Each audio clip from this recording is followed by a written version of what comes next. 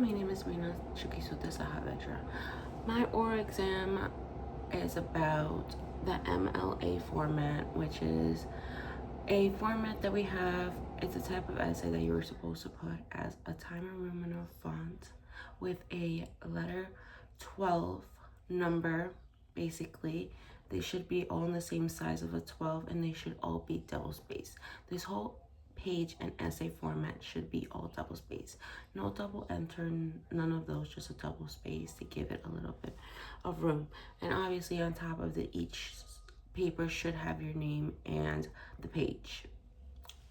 As we go down, we go also to seeing that we did oral work cited pages, which are a little different than your normal essay because these have what they call hanging dents, which means the first sentence is always flat. It's always normal, like a normal sentence. But once you start adding more lines into it, like say for example, I'm sorry, it was 4 artists, a name, and then a website and everything like that. Obviously, it's not going to fit in one just single line. So obviously, when you do say space, as I have here in my example, you have the last name, you have the first name, you have the whole title of the name and where you got the source with the year, which usually you see the source is a second line.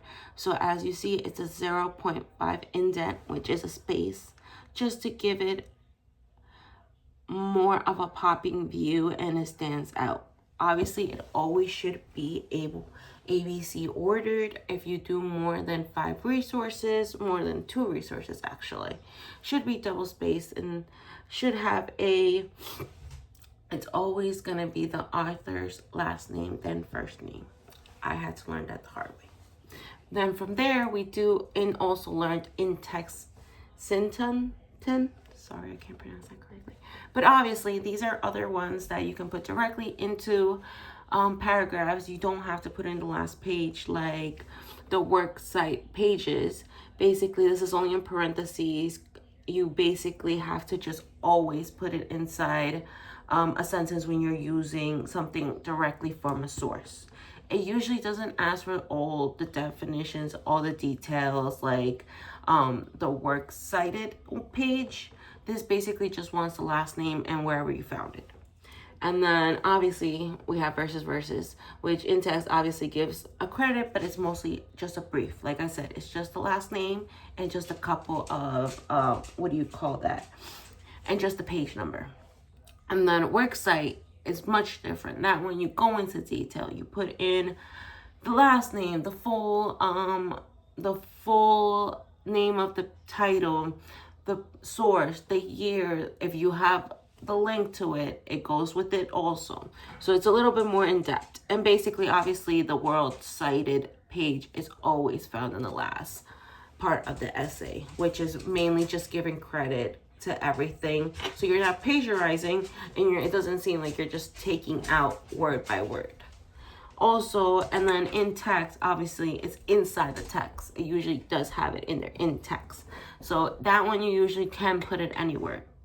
In the beginning of the paragraph, in the end of the paragraph, in the middle of the essay, wherever you want, on the third page of the essay, basically.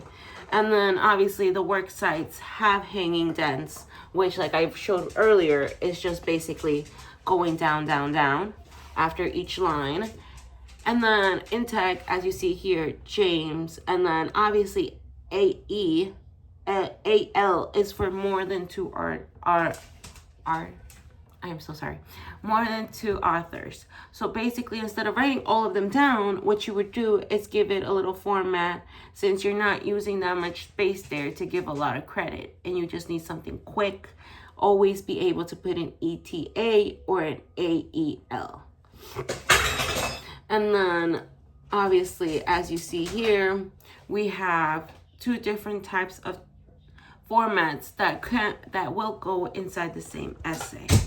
Usually this all works out. InTech gives it a brief credit so you don't get plagiarized, and then the work site just shows completely to anyone else who wants to look for a reference or anything like that, where you actually found your work, where's your evidence proved from, where everything has gone. So basically that's what we have learned. The punctuations and everything like that. Oh, almost forgot. In text, talking about punctuations, you should always put your periods after your parentheses for the fact that it is a part of the sentence. It's not just a little source that's there. No, it's the quotation or whatever you're writing, and then the parentheses, then the period, to make sure that they know that those parentheses are included in the sentence. Well, I hope that, just because I'm recovering from a cough, I'm so sorry. I hope what I could show you and what I could perform here can give you a little insight of what we did this week with MLA, and hopefully I'll continue using it for my next research papers. Thank you. Have a nice day.